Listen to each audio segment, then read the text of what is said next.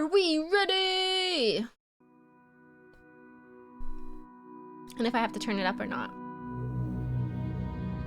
Warrior Tier presents. Narrated by Matthew J. Plum.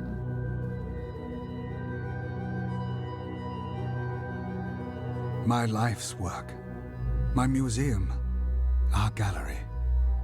Within these halls sits the galaxy's most comprehensive collection. Alright, first off, this guy's voice is great.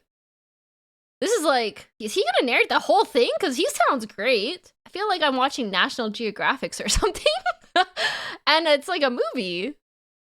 And also, I'm thinking this is Necron related because it's got the Scully guy. David Attenborough sounding ass. Yeah, he sounds great. Of artifacts in existence. I have spent my long years cataloging the entire culture of all the beings I could, from the dawn of time to the present day. Within these halls are libraries containing the last known words of countless races who have been cast to the harsh, uncaring winds of time. Truth be told, there are more galleries in my museum than a mortal could wish to visit in several lifetimes. It's narrated by Trazyn, the character, the most base. Oh, that's who you, okay, that's who you meant. When I was reading narrated by Trazyn, I thought that was a content creator. I thought that was who was doing the video, but it's an actual character. It's a Necron character. I see. It's from the perspective of Mr. Steal Your Girl. Oh, Trazyn is my favorite character. Oh, okay, so this is Trazyn. He's Mr. Steal Your Girl and Steal Your Artifacts. The Necron do have some aura. I love everything about them. I love their aesthetic. I love what I know about their lore. I love how, like, jaded and, like, ill-tempered they are, but, like, also kind of, like, just doing their own thing and watching things happen. I just love them. I feel like I would be a Necron. Each hall is dedicated to a great empire and their achievements, but also their faults and inevitable demise. The history of the universe is filled with such empires, their names forever carved on the steel of time.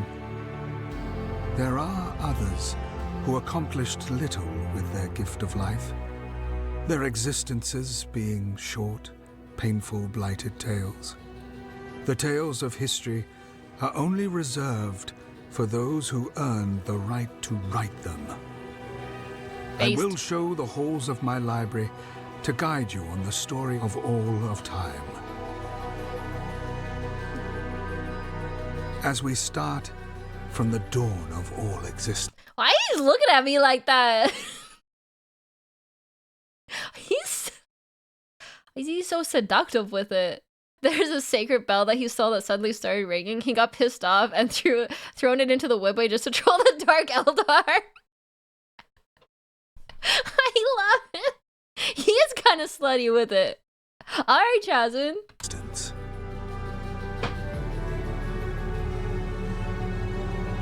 Got his robusty out.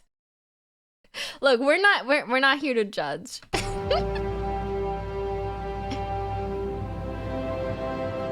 The history of the universe.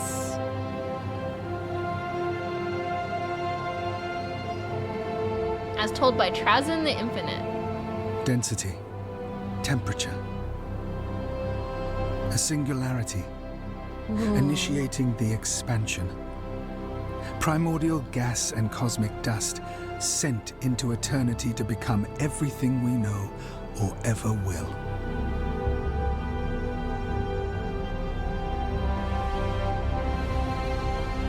This really deadass starts at the start of the universe?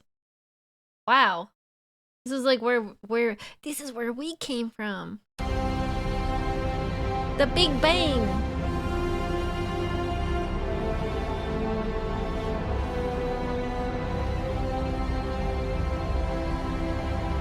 Gravity is the key to it all.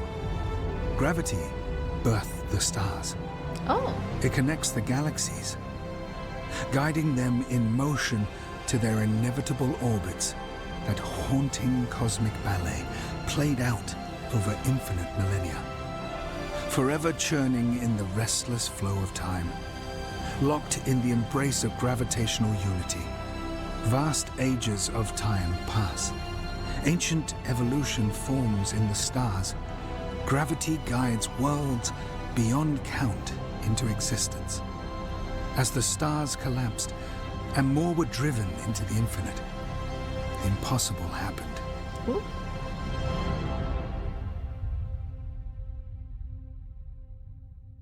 The first true life in the universe emerged, victorious. Who is it? In an arms race of evolutionary barbarism. Who is the first race in the universe? Me explaining 40K to anyone. So, it all started with a big bang. I didn't realize he was starting from the very beginning. I thought he was starting from the beginning of, like, the Necrons. Okay, I'll keep watching. I suppose I should introduce the Immaterium, the Sea of Souls, the Ether. It has many names. However, it is generally referred to as the Warp, an alternate dimension that has existed as long as the universe itself, made up of pure psychic energy and raw emotions. The warp is endless, unpredictable, and terribly dangerous to those who cannot harness its power. The first conscious life was the star vampires. What? Self-aware entities that appeared in the void between nowhere and nothing. Whoa! Beings of great power that consumed the energies of stars, feeding on the life force of the planets themselves. These parasites do not differ from any life in the universe. All life desires the same outcome: energy consumption and safety for their offspring. They would, with time, be known as the Catan. Oh! The cursed reptilian Old Ones scraped their primal forms onto the shores of worlds, long dead before even we Necrons evolved. Oh my god, they're cool! This is a Catan? Wow. Wait, isn't the Catan the one that enslaved the Necrons? Anyways, they're cool. I didn't realize they're reptiles. Oh, that's an old one. That's an old one. Oh, they're cool! I love how large everything is in Warhammer. I just love how large everything is. To stand upright. The first true sentient beings to cross the vast reaches of the galaxy. They were the first to climb the long trail of evolution and self-awareness. Their ceaseless advances placed them at the top of the pyramid in this galaxy. They traveled through the stars like dust travels on the breeze. Okay, so the Catan were the guys in robes. I'm thinking back to the guys with like the six-packs from Bricky's video. And then the old ones are space frogs. Okay. I kind of fuck with space frogs. I mean, they look really cool. And even built what younger races would call the webway. Through the webway, the old ones seeded life on hundreds of worlds. In their wake, they birthed countless untold species and cultures.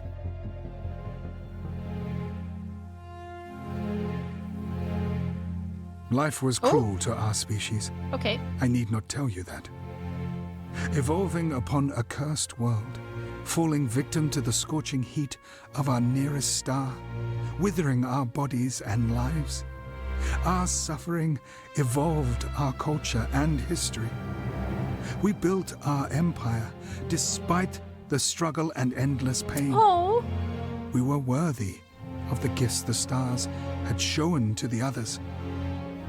Our leaders met with the old ones. We begged for the cure to death, to show us the secrets of immortality. They refused us, refused our desire for life. And in their ignorance, they doomed themselves. There was no choice for us. We waged war against the tyrants. Countless generations ground to powder, beneath the heel of the greedy and the vicious.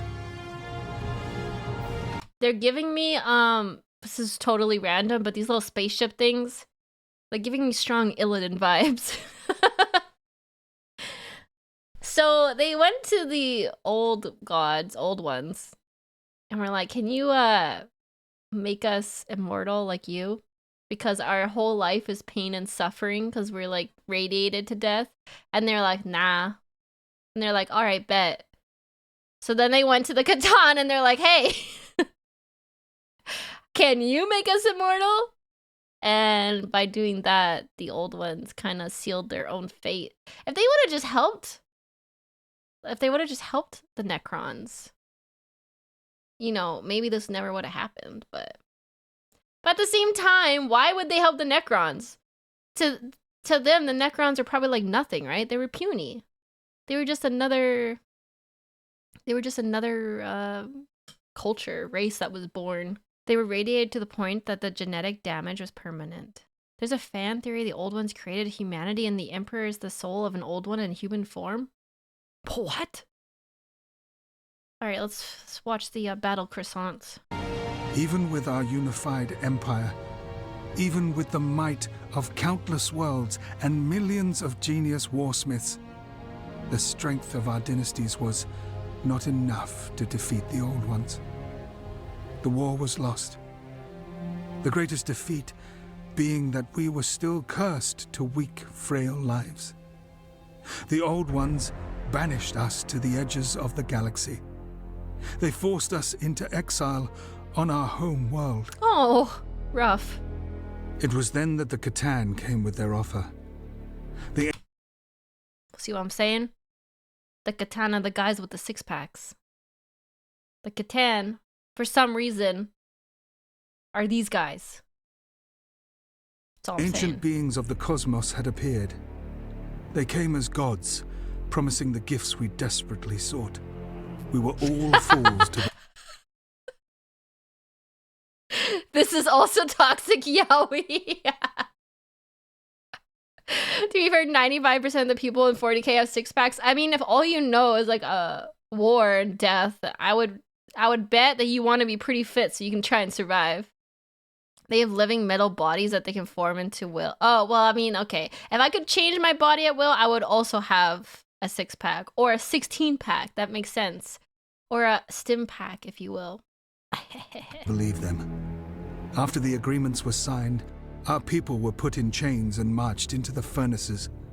As our flesh and blood was ripped from our bodies, we became the machine. We were betrayed. The Catan. Those traitorous sun-eating dogs feasted on the souls of a whole race, an entire culture.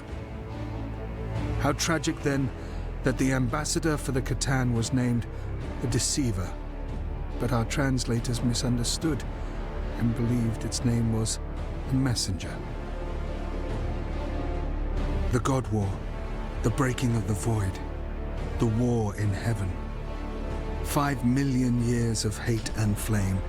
That's what you get when you trust a guy named the Deceiver? Oof. Oof. So they went to the Catan for help, and the Catan were like, we'll help you. And they're like, cool. And then they're like, just kidding, we're gonna eat your souls and make you our robot army. Someone messed up. That's a big F up. The old ones were driven back by the combined force of the Catan and us, their steel slaves. Wherever we Necron tread, life fades like a distant spark in a cold night. Okay, they look so cool though. Like, I know that really sucks. They ripped their like flesh and bones off and they became like slaves and they had like metal poured on them, but they look really cool. Like, I know it sucks, but like, look at that. They're badass now. They're really cool. They're really cool. And immortal now? I mean, kind of worked out somehow. The old ones, those fools, they grew desperate, creating the Eldar to help them in their losing war. A race of decadent, hedonistic artists to fight steel gods. Oh! Fools. They created the fierce Krok, a species that thrives on war and the desire for war. Oh! That's where they came from. This is where orcs came from. And that's where Eldar and Dark Eldars came from the old gods. Old ones. Okay. Little did they know of the plague they were creating. And on a small habitable world, it was said that they also seeded baseline primate life. Seeded?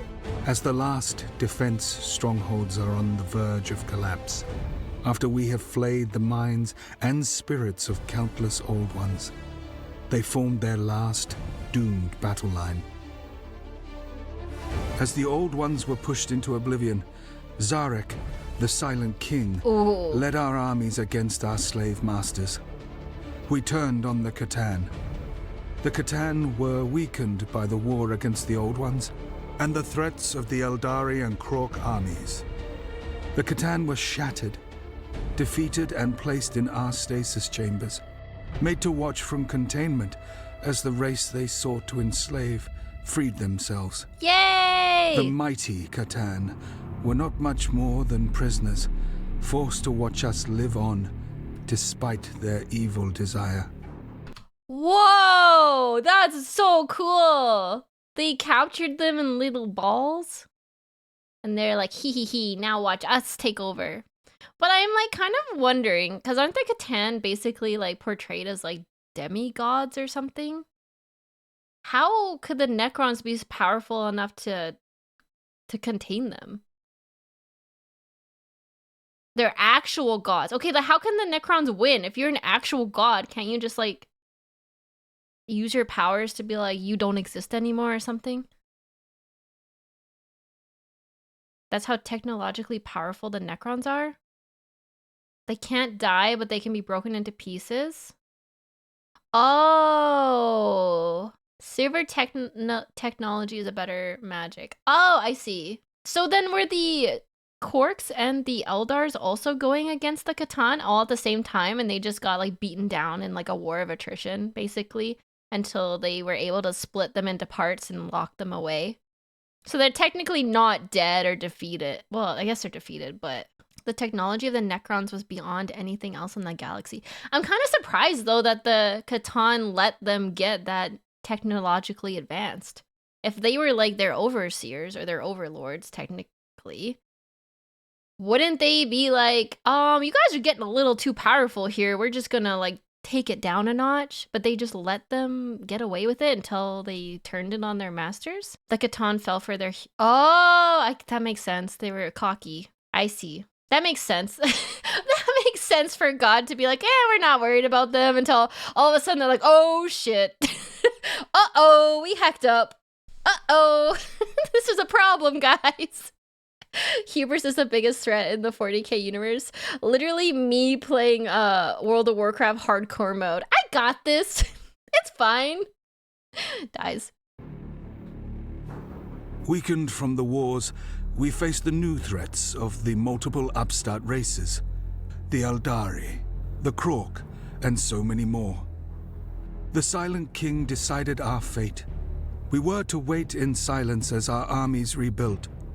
We need not fear time like our puny carbon-based enemies. It is during this time the Eldari developed their technology at an exponential rate, becoming the dominant force in the universe. Oh. It seemed they had advanced their species to immortality. But how long could they sustain their own desires? Oh, they made themselves immortal? I didn't realize that. Wow. So while the Necrons are just kind of like recovering, the Aeldari are just going ham, advancing super fast, and then, well, we all know what happened to them, but the Catan there is one whole Catan who wasn't shattered and he left the galaxy, so he's just out there?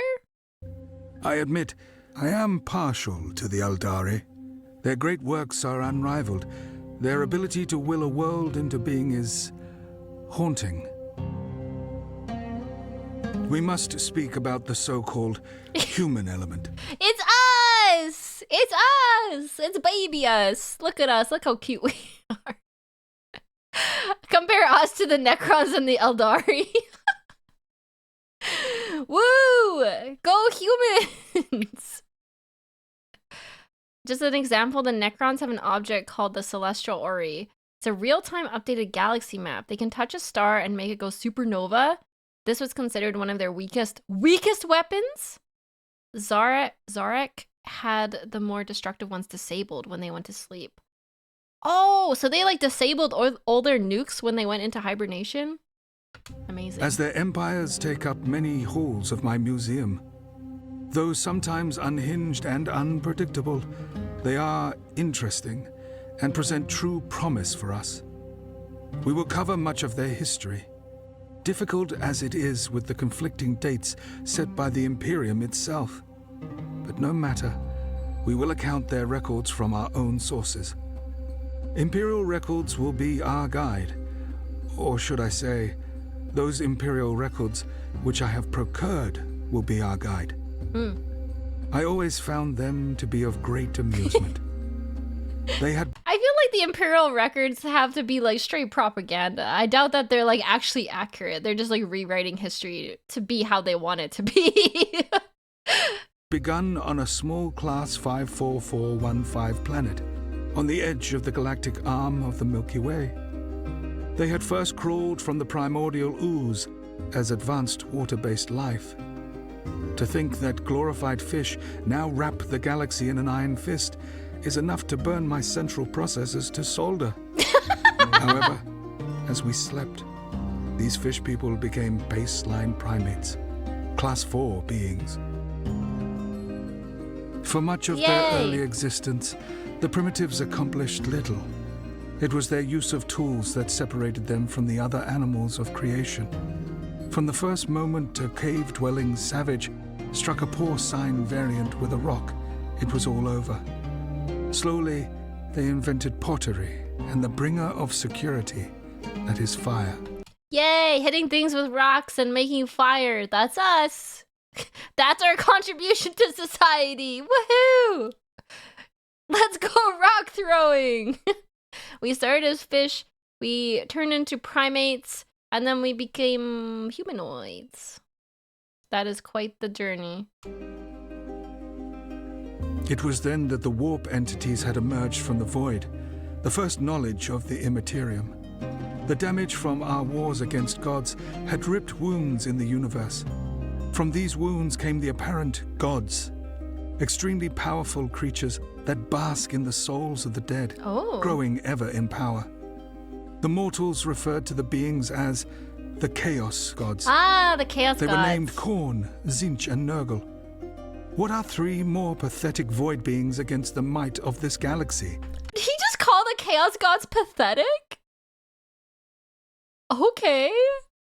Go off. That's a crazy statement. We have killed greater beings before. Wow. So, the Catan were greater than the Chaos Gods? Damn. Bro has seen worse. I mean, I guess he saw the rise and fall of his people being, like, enslaved. Wait. Is he that old that he was there for all of it? Trazyn? Yes.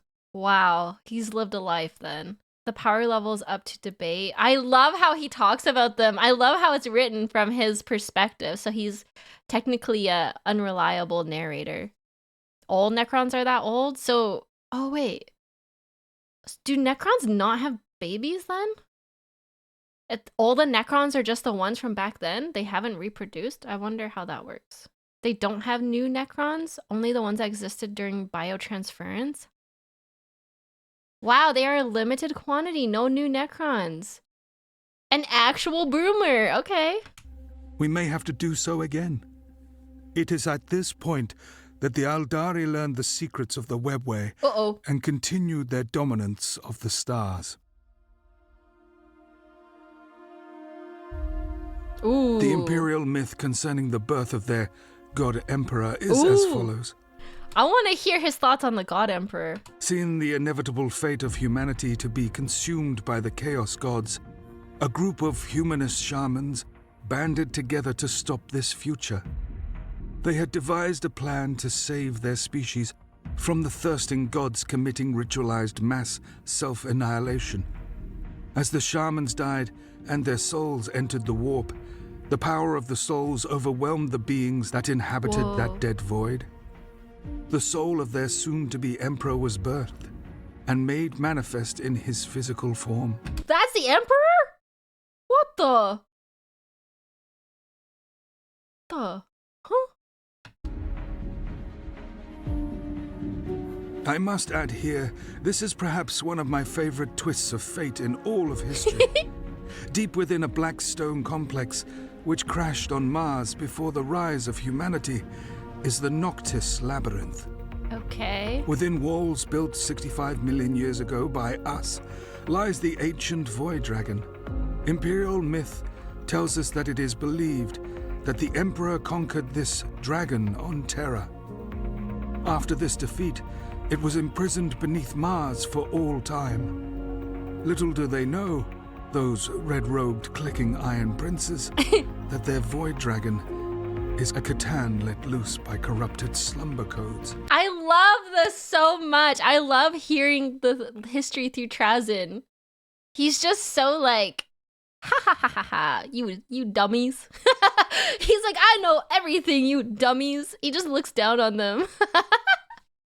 It makes it so much more interesting. So the machine god is a Catan. That's so funny. So that is who the Adeptus Mechanicus worship? It's not even a whole Catan, just a shard. That's amazing. As well as the Emperor. Not full. So all of this is just like based on different narratives, right? Nothing's been confirmed. But you can choose to believe this. I wonder how they would react to the news that its real name is the Eater of Knowledge. Ooh. The humans began their empire on Terra. Their grasp of technology is slow. They spend much of their time throwing sharpened tree pieces at each other. Terra had a multitude of cultures, each one's god more important than the other. Yep. It was during this time that the Chaos Gods had fully awakened. With the abundance of new souls, the Chaos Gods had grown stronger. One human myth is that these events in their early years manifested the gods. Khorne was born in the charnel pits of millions of dead humans. Nurgle vomited into the universe in the wake of the vast catalogue of their illnesses. And Tzeentch during the artistic awakening periods of each unique Terran culture. Oh. How arrogant to think that the universe would notice their tiny conflicts. Humans had conquered their homeworld. They had experimented with the possibilities of travel through the Immaterium, still unsure of how to harness its power for space travel. They had developed primitive spacefaring capabilities. I love him. He talks about them like they're children. SpaceX. He's like, what primitive space travel these guys have. Like little children. He's like, they're so funny thinking that they like anyone cares about them. It's so funny thinking mankind literally has done anything worthwhile with their lives. And set off to terraform their solar system. They have always been amusing creatures, thinking themselves masters of the cosmos, even back when fire was their most advanced achievement. So this is obviously back before humankind knew there were other things in the universe, in the galaxy. If they thought that they were like on the cutting edge of like space travel. Wait, is this like us? Oh my god, is this us? Are we gonna find Necrons one day? Oh my god. This is literally us right now. It's like watching a toddler stumble over themselves. He's like a grandfather smiling at it all. Oh my god. What if we get into space and we discover Necrons and Eldar? I'm scared.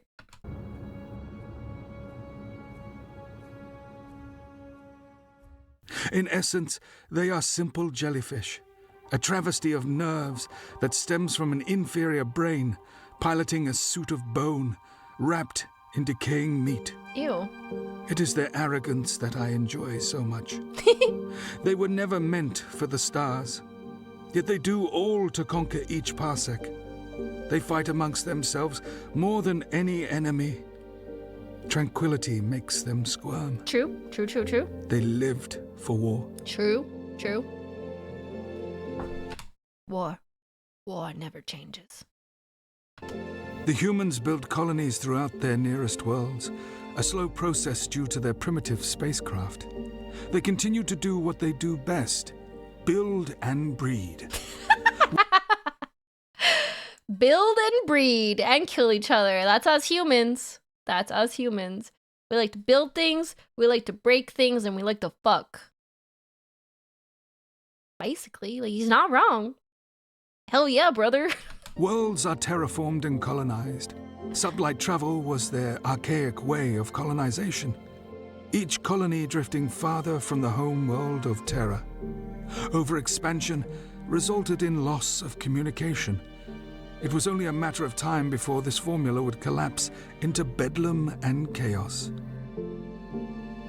As the years drifted on, countless interstellar empires emerged, trading throughout the galaxies. Most of these supposed empires bore me.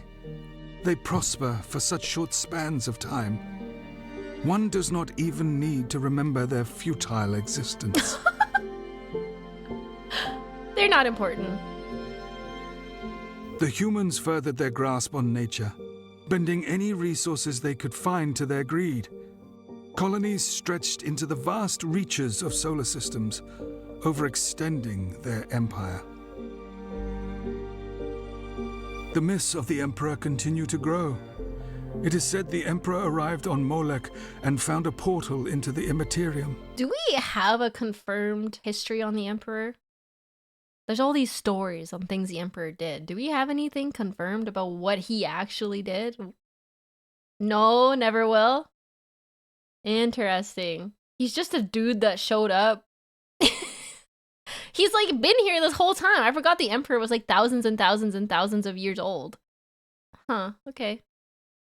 A deal was made with the Chaos Gods for the gift of knowledge of warpcraft, allowing the Emperor to create the Primarchs. Oh! He made a deal with the Chaos Gods to get warp travel? And that made the Primarchs. Oh, I'm speaking heresy?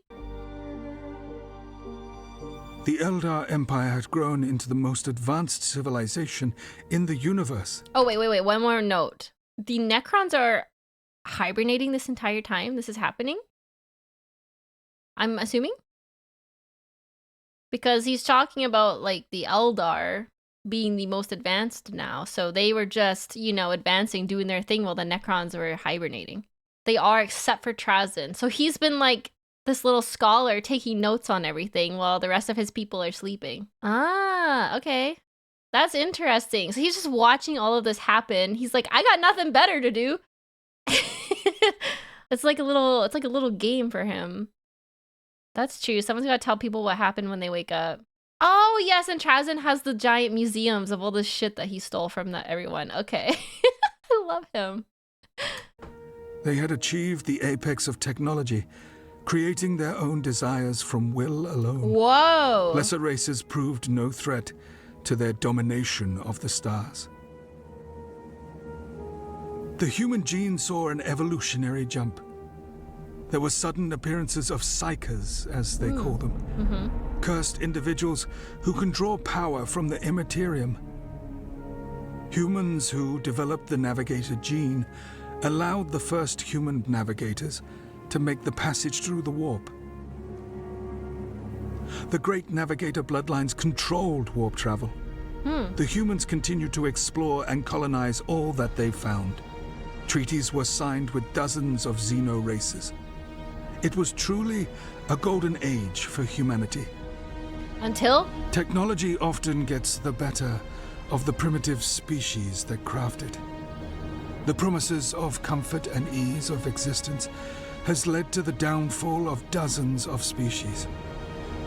It was then that man's greatest creations, their slaves, turned on their masters in force. Oh no, is this the robot uprising? The humans killed by our own creations? This is where they all kill AI, the Age of Strife. Ah, and then the Eldar goon too close to the sun. The cybernetic revolt, as it was once called, started with the Men of Iron. Anarchy ripped throughout all of humanity. The golden age of humanity ended in brutality. Who knows how many billions lost their lives, or what technology was destroyed in the process. Across the stars, another empire fell to time. The Eldar had enjoyed their moment of success. Their moment? Technology was not their downfall. Their own desires tore them apart. Technology was man's downfall. Gooning was the Eldar's downfall. They just wanted too much. They wanted it all. And then Slaanesh was born, right? Sheer physical impulses and depravity broke them. Their yearning for lust and pleasure cursed their kind. The being that spawned from their depravity forever changed the course of the stars. It was then that the being known as Slaanesh came to be. The Eye of Terra that came to be from the creation of Slaanesh obliterated almost all of the Eldar. She who thirsts, as some have called Slaanesh, feasted on billions of Aeldari souls. Some of the Aeldari foresaw the dark future and left their homeworlds behind. The craft worlds were all that was left of them now. Vast, floating cities that are slowly fading away. As a fan of theatrical renditions of historical events, I find the performances from this era to be especially entertaining. What? The performances from this era? Is he looking at this as if it's like for his entertainment? Oh my god. The Eldar basically destroying themselves by creating Slaanesh. He's like, well, that was a fun time. You guys remember when Slaanesh was created? That was great. Hilarious.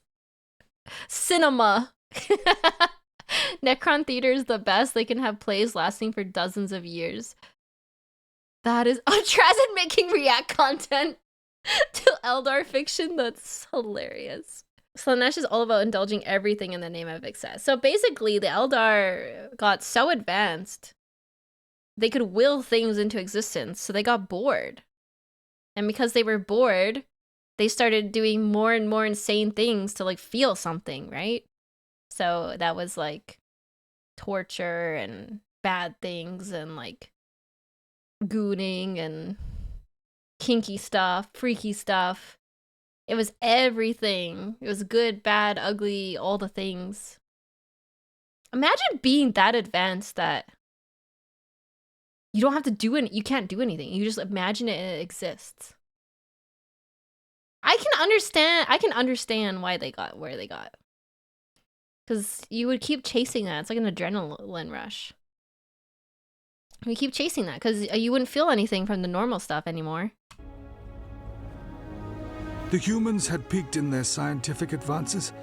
The historical blueprints, or as they are more commonly known, the standard template constructs, became the database of all human technology. So they're saying humans overcame the like robot AI battle and they won. And they kept getting smarter while this was happening with the Eldar? Sounds like they won the robot war. Humanity was plagued with warp storms that appeared throughout the far reaches of the galaxy. Warp travel was impossible and the colonies began to erode. Uh-oh. This is a difficult time for my collection. Almost all the important artifacts had been stolen by that damned Mechanicus.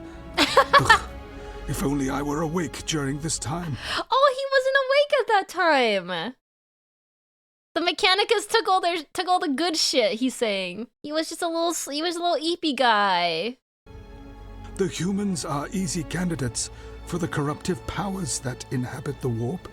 Through the warp storms, psychic energy flowed into space.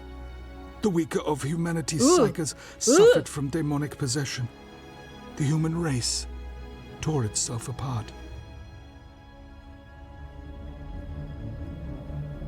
Sounds the Emperor right. of Mankind began his plans for domination. He began work on creating the gene seeds that would lead to the formation of his 20 sons, or as they are more commonly referred to, Primarchs. Okay. Imperial record fails to state exactly how this event occurred. It only states the Primarch embryos were scattered throughout the galaxy. All blame is laid at the feet of the Chaos Gods for this deed. But who can really say? The Emperor set out on his quest to find the missing Primarchs. My sleep was suddenly over. Myself and other High Lords awakened from our slumber. Yay! My initial excitement evaporated as the realization of how much time had passed. I had to continue my work. It was my duty to my dynasty to store the relics of our past. Even that miserable little pile of secrets Urakin was awakened. Fucking Orkin. I don't know who that is, but I love the sass. They updated the lore and Primarchs being sent everywhere. Now it was their mother Erda who sent them away to stop the Emperor from being a warmonger. I like how in mankind's history, they just blame it on the Chaos Gods. They're like, probably the Chaos Gods couldn't be us. Couldn't be us. We won't take accountability for the consequences of our actions. Orkin is his bestie, but Trazyn hates him. Oh, they're frenemies? I love it so much. However, this was not our time to reclaim our galaxy. What a time to be awake, to witness this short era of grandeur. I like how he says, what a time to be awake, and not a what a time to be alive. Are Necrons considered alive? Are they, like, just in, like, stasis because they're kind of, like, robot-y? Orkin and Trazyn is the toxic old man robot, Yowie. They're like two old men sitting on their porches yelling obscenities at each other. They are alive, but without souls, so they're sentient. Okay. Interesting. They don't need a soul? I guess because, yeah, their souls got ripped from their bodies by the Catan, right? Huh. This story of this era contains artifacts that are amongst my favorites in all of my museum. The warp storms that plagued mankind for over 5,000 years drifted away. The Emperor of Mankind was known as the greatest psyker in history. He united the people under his rule during the Unification Wars. He made a pact with the cult Mechanicus on Mars. He expanded the human empire while discovering his wayward sons. The blood that was spilled was that of legend. The humans had set to take hold of the galaxy, swallowing everything in their path. Unity was always their strength. Yet, they denied it at every chance they could. That's why some of them want to return back to flesh or become something more than their machine bodies. The Necrons? Oh, they're machines with a mechanical brain full of memories, so they have data but not feelings. Oh. Interesting. Okay. So this is when the Emperor was popping off. They were just like conquering everything. They essentially seek death after having been denied everything from tasting food, feeling air on their face in exchange for their immortality. They're like vampires. They're kind of like vampires. Some of them just want to die or become human again because they can't enjoy life.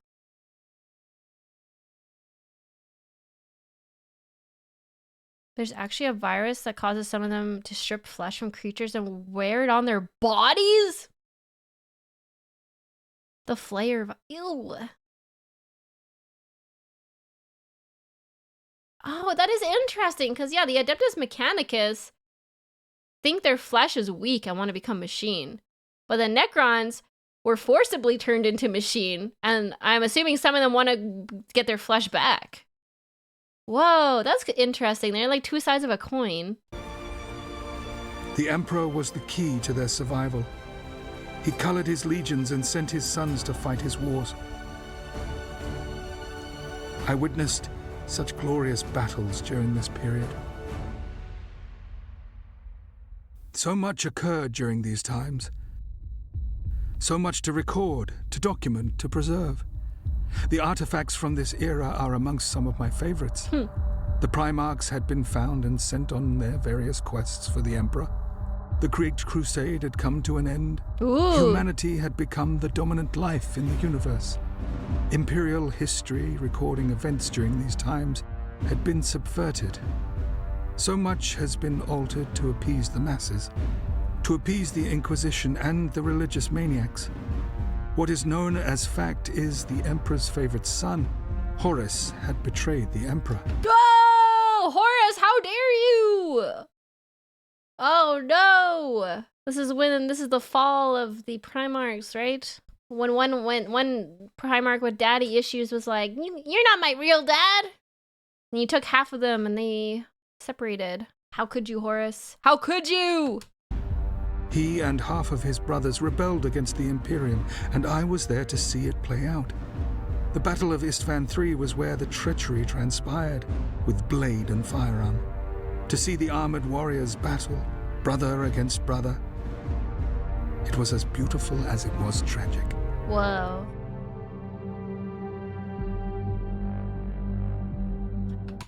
I still don't know why they fought against each other. I don't think it was explained yet. Maybe Trazyn will explain it, but that might be a whole different book I have to read. I remember being impressed by the humans. My theory of their hatred of peace was proven once again. How they loved to fight. The eternal war had begun. Above Terra, another civil war had already begun brewing. The Mechanicum split into two. Oh? The Red Robes believe in a being they named the Omnisire. Many believe the Emperor was not the true avatar of the machine god. Many believe that the Emperor is, in fact, the Omnisire made flesh. Oh, man! An epic The Mechanicus looks so cool, though. That's a crazy character. He's got, like, different skulls on different necks. Wow. That's cool. battle took place above what the humans had once called the Earth. The traitor sons of the Emperor invaded the human homeworld. They had come to kill the Emperor and take control of the Imperium. This was a staggering battle for beings such as humans. The final battle occurred between Horus and the Emperor after millions were killed by their blood brothers. Whoa! What is this artwork? Holy! Look at their armor! Is that Horus in the black? With the eyes on him? Oh, that's Sanguinus down on the floor. That's the hot vampire guys. Horus killed Sanguinus? Oh. This is a crazy picture though. This is like the art. Wow. What are the eyes from? Like, why is there red eyes everywhere? Is that part of Horus's stuff? This is like the Last Supper of 40K. Wow, there is big overlap there, I'm realizing. might have been inspired. That's when the Emperor lost and said, okay, you finna die now? The short version is that Horus Heresy was a scheme planned by the 4 Chaos God, with Tzeentch being the main schemer and planning to manipulate Horus and his brothers to fall into chaos. Oh right. I kind of forgot that the Warp and the Chaos Gods mess with the humans, because they don't mess with like the Necrons, but they do get in the heads of the humankind. I kind of forgot that was a thing, yeah. So it might have made Horus like a little bit crazy, you're saying? They might have manipulated him into fighting the Emperor? After Horus killed Sanguinus, the Emperor blasted him with his full Psyker power and destroyed his body and his soul? Damn, he like disintegrated him. Necrons don't have souls, so they can't be messed by a Oh. That's all. It's fallen into place for me, chat. It's starting to fall into place. Horus is one of the only beings that is truly gone. So once you get disintegrated by the Emperor, there ain't no coming back. There ain't no coming back. Okay. Absolutely dead. Never coming back character. Okay. He doesn't even have a soul anymore. He basically has never existed. Okay. The final blows were landed by the Emperor and his favorite son. It's always the favorite son. It's always the fucking favorite son, too. Spoiled brat. That's my opinion on it. Spoiled heckin' brat. Horus. A clash that left the Emperor fatally wounded. It is a shame what happened. The Emperor slew Horus, who, in fairness, had it coming. Well, I mean, in fairness, he had it coming. He's basically like sucks to suck. Much to my annoyance, those loyal to Horus managed to steal his remains away. How I wished to have Horus's armor in my collection. Oh! I have spent many centuries harvesting rumors of the remains of the arch-traitor. The fatally wounded Emperor was interred in the Golden Throne, a technological marvel from humanity's old world. Technology the Mechanicus hardly understood. This was the end of the human reign of superiority. Ooh. It had come to a glorious finale. The fact that I'm reasonably confident that the Golden Throne is our technology is not important. Oh! He's saying that he thinks the Emperor's throne is Necron technology. Trazyn being a bitter nerd about not getting to have his mint condition dead as fuck horse armor. He's so bitter about it. It's basically confirmed. I guess nobody else in the galaxy had that kind of tech before. But how did they get it? Someone stole it then from the Necrons and put the Emperor on it. They sat the Emperor's ass on it and hooked him up to Necron technology. Yeah, that's true. Keeping someone alive isn't like artificially alive. Is like Necron is a Necron thing.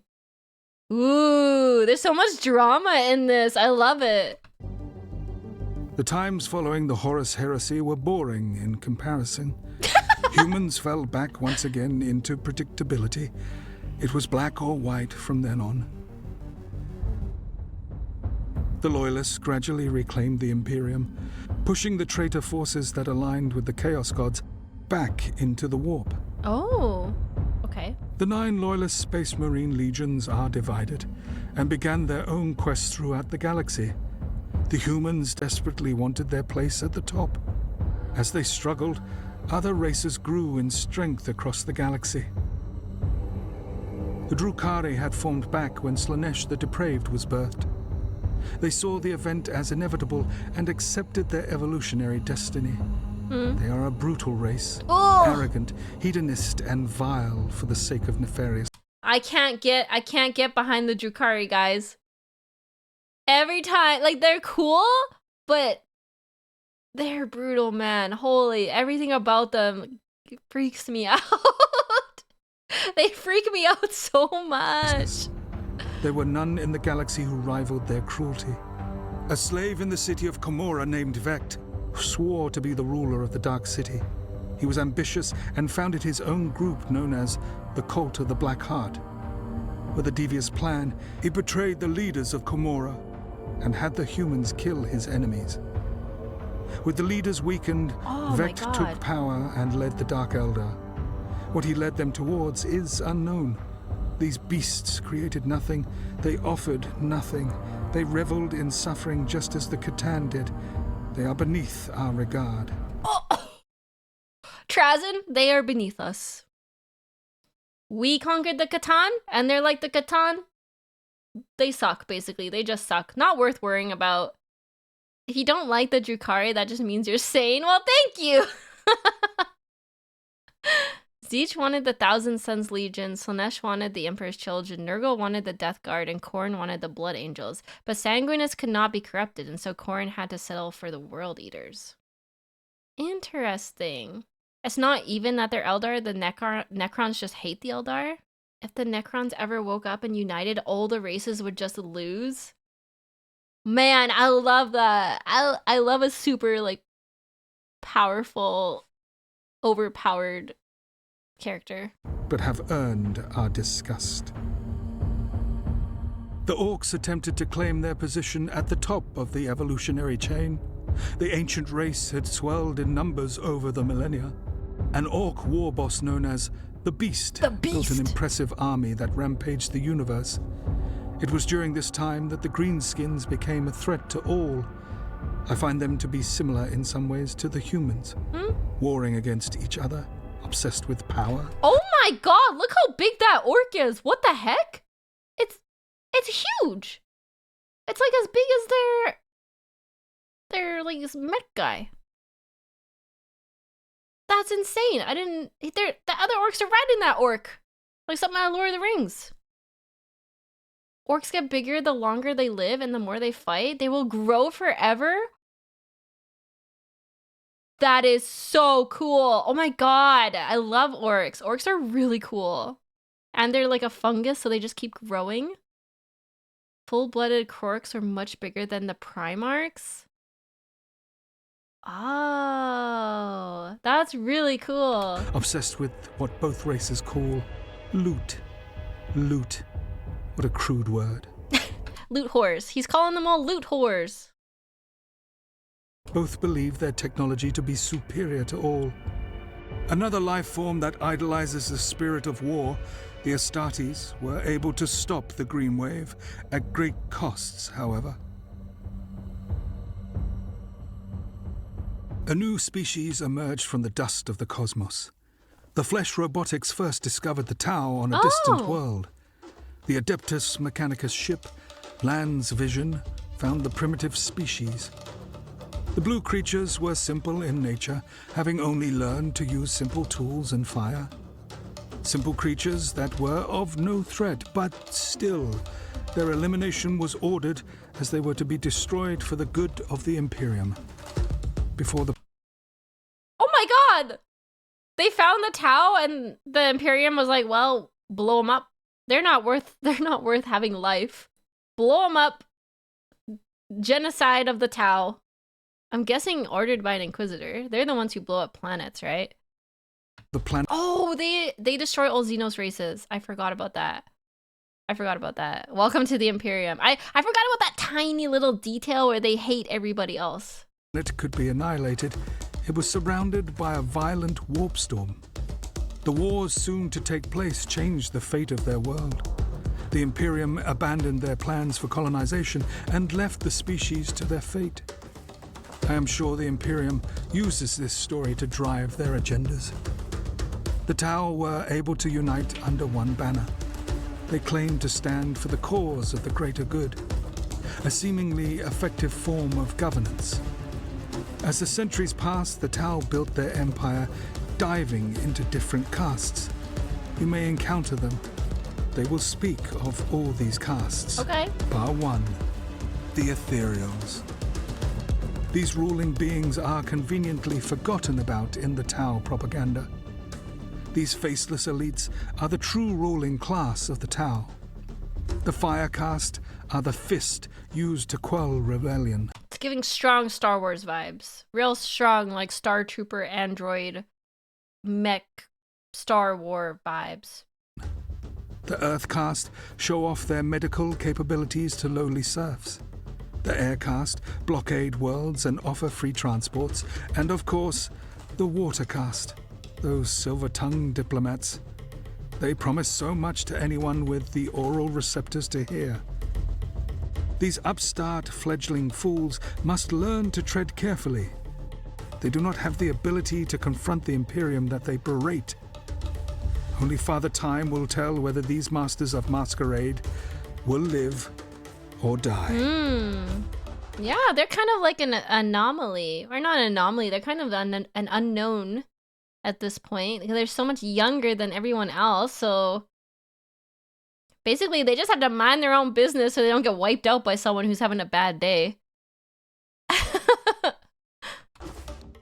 Another rise in power for the awful Orks. Centuries of crusading had weakened the Imperium. Humanity teetered on the verge of collapse. The Ork invasions were relentless. Even worse, the more the Orks suffered, the more they grew. Oh. Countless star systems fell to the Green Wave. Whoa. It is their chaotic nature that holds them back from remaining atop their evolutionary chain. A culture predicated on the desire to be bigger and stronger than the rest. The orcs are so heckin' cool, guys. Like, look at them. Look at that gun. That's giant. That's so cool. He's basically saying that they're too impulsive and reckless to actually be much of a top threat. They could be if they planned a little, but they just go da da da da da da da da. The War of the Beast goes crazy. They're so cool. Rest can only go so far without true governance. Even with their simplicity, the damage they caused almost destroyed the humans. It was not our time to rise. Our armies were set to awake at a later date. However, our tomb worlds were invaded by the Adeptus Mechanicus. Fucking Adeptus Mechanicus. Little sneaky guys. Getting in there, stealing some technology. Little rats. That's amazing. They're just like breaking into a tomb. So, wait. They had no idea who the Necrons were. They found these like big pyramid things. Super high-tech technology, and they're like, you know what? Well, you know what? I think we should meddle in this, and we should just press some buttons and see what happens. Look, if you wander into an ancient room and see a big red button, you're gonna want to press a button. True. I mean, it's us. They're literally us with the pyramids. They want to see what's in there. They want the stuff in there. I love the little like dichotomy between the Adeptus Mechanicus and on their quest to find the lost standard template constructs. Everyone else. They discovered our tomb Necrons. worlds. Their curiosity and their degradation of the slumber protocols led to countless members of our race awakening. Oh my god, what? Did they oopsie wake a Necron up and they just slaughtered them all? Oopsies! This reminds me of like Skyrim. Sorry, this is a tangent, but you know when you're in Skyrim and there's like a crypt and you're just like sneaking around looking for loot, looking for shit you can take, and all of a sudden the crypt opens up and some like, in this case, a Necron comes out and just murders you.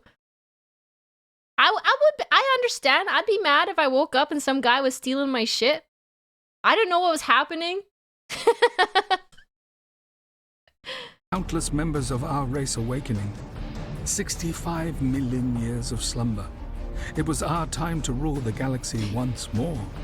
To reclaim what we had died for. Our metallic bodies regenerated.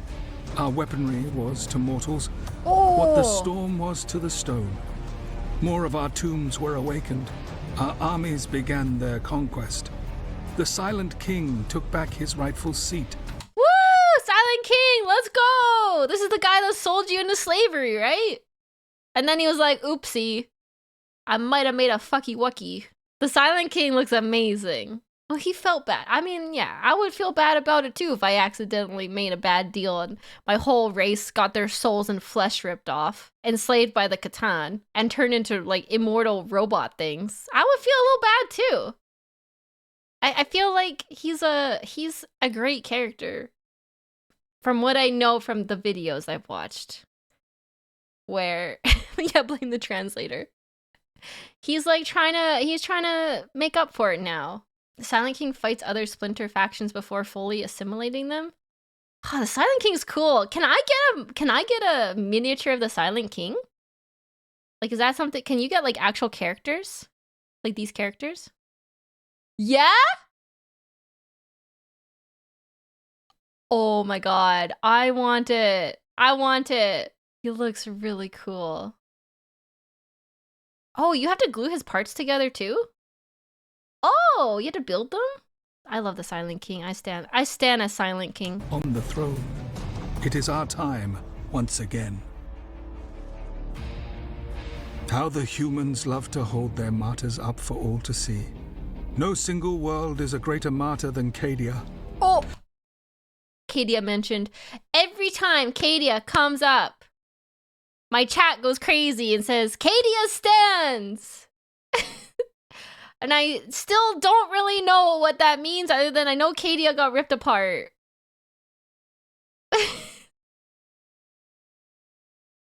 Cadia Cadia fell before the guard. Cadia stands. Okay, we gotta learn about Cadia. Trazyn tried to help Cadia. Cadia was a fortress planet in front of the Eye of Terror. Trazyn had Pokeballs full of human heroes and armies that he was just hucking at chaos. Trazyn is such a chat. I love him. In truth, I had believed the Terran method of time recording, BC, stood for before Cadia. They speak of this planet so often during battle. So does my chat. My chat speaks of this planet so often. So often. It was a world of much importance to the Imperium, and to be frank, the galaxy. The fall of Cadia is a loss. It was a weapon designed to remove the warp from our reality. Oh? Its loss must be lamented. During the 13th Black Crusade, the War Master of Chaos, Abaddon the Despoiler, launched a massive assault against the Loyalists. A unfathomable war broke out, and the planet was eventually destroyed. It was a significant loss for the Imperium. Oh my god, who is this guy? What? Why has he got faces on him? Losing such a beautiful world to their own traitorous kind. Who is this guy? Abaddon the Armless, that's face guy? The planet broke before the last guard did. That's so sad. The last guard, they never stopped fighting. Abaddon took over for Horus. He's Horus's son. So is he not a Primarch then if he's Horus's son? Damn, he's a scary dude. Why he gotta do that though? One of the greater threats faced by the mortal races of the galaxy are the beings we labeled the Great Devourers. Oh? The Tyranids. Oh. The humans named them the Tyranids after their attack and consumption of Tyrant Primus. Revolting insectoid creatures that swarm world after world, consuming everything that stands in their path. All life is consumed by these creatures, consumed, studied, and improved on. Though they appear as mindless animals, they are sublimely clever beings. They have demonstrable hierarchies. They adapt and evolve in the moment to conquer any situation. The dude with the face armor is Lucius the Eternal. If you beat him in combat, you turn into him, and then your face joins his armor. If you beat him, you join him? What happens if you lose? That picture wasn't Abaddon? Okay, that's correct. Then you just die. Then you just die. You basically just can't win. You just want to stay away from Lucius. If you win, you can become part of his armor. If you lose, you're just dead. Oh my god. These guys are very much feared that they're fleeing to our galaxy because something bigger's out there pushing the Tyranids to us. Oh my, that is a horrifying thought. That is a horrifying thought. What would be big enough and scary enough to scare the Tyranids away? Oh my god. Oh my god, that's crazy. There's always a bigger fish in Warhammer. I'm obsessed with this. I love this. And the Tyranids keep showing up from different directions, so we're probably surrounded. Oh my god. It's so fun to speculate. It's fun to speculate on like bigger, badder, more evil things out there that can destroy us. Humanity activated something during the Horus Heresy that drew the attention of the Tyranids. Yeah, if there's something the Tyranids are scared of, we're hooped. We're ham-boned, as one says. Little is known of their history. Look at that guy! Holy! They really remind me of the Zerg. There are no records of them before the Great Sleep. They appeared from the deepest reaches of space. The humans first discovered the creatures in the eastern fringes. Rumor has been said that they were first seen by the Inquisition as far back as the 35th millennium. Speculation and rumors, of course, but I... Thank you, Rai, for the raid. Welcome in, Raiders. Welcome, welcome, welcome. Still enjoy this discord. It is said that they have begun to surround our galaxy, ready to unleash their own conquest. after being drawn by the Emperor's light within the void. Oh. I cannot say if this is true or not. Others believe Oh they are my being pushed God. back, chased into our regions of space. All of this poses a great question. Are these beasts coming to this galaxy after having consumed everything they could in their own? Or, and this is not the ideal case, are they running from something greater? If they continue their rude interruption of the drama that is the galaxy's unfolding history, I may have to add a new section to the gallery. Oh my God. Trazin so casually like, hey, if you mess this up for me, I'm gonna have to step in, all right? I'm having a great time watching this unfold. Nah, I'd win. He is literally the nah, I'd win meme. The Necrons are most effective at destroying the Tyranids since their gauze weapons completely disintegrate a target, so not a single molecule survives. That is so funny. Necron weapons destroy all matter. He's like, all right, you guys, settle down. I'm trying to watch the show here. If you're not gonna settle down and stop bugging me, I'm gonna have to hit the disintegration ray. Perhaps I will name it A Brief History of the Tyranid Species. I just love him so much. His ego.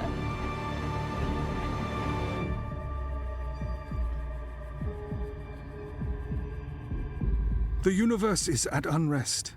The rapidly growing threats to the galaxies have increased as the weak find power. All of us are grasping for our rightful place on the throne of the universe.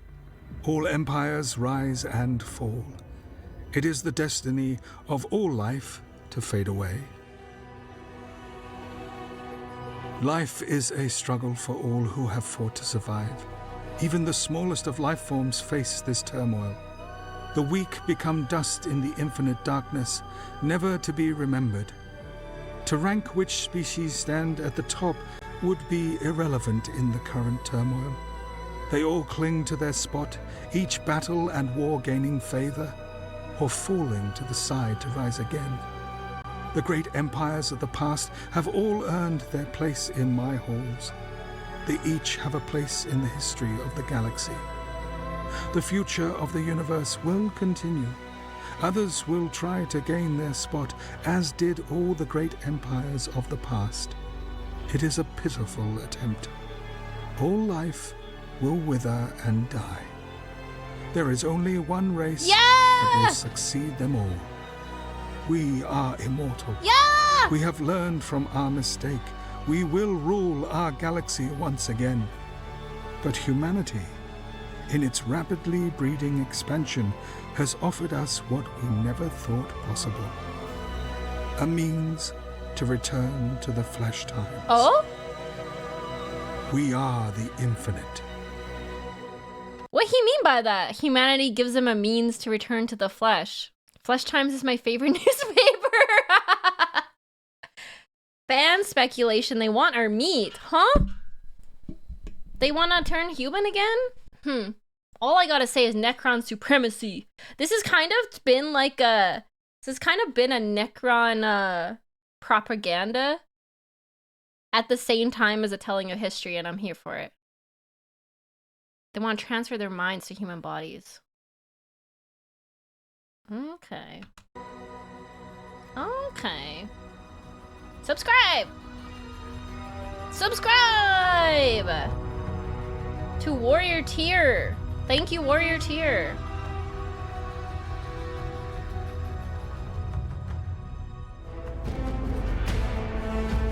These are the credits of everyone involved.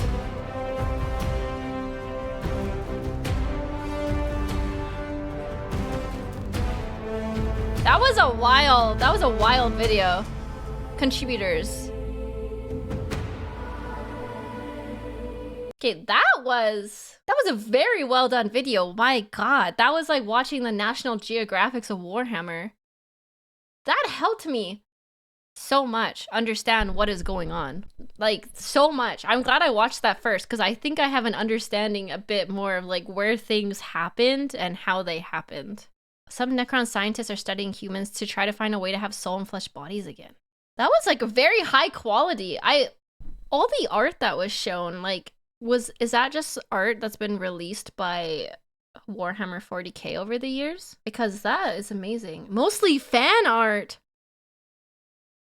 Oh my god, there's talented artists. Jeez.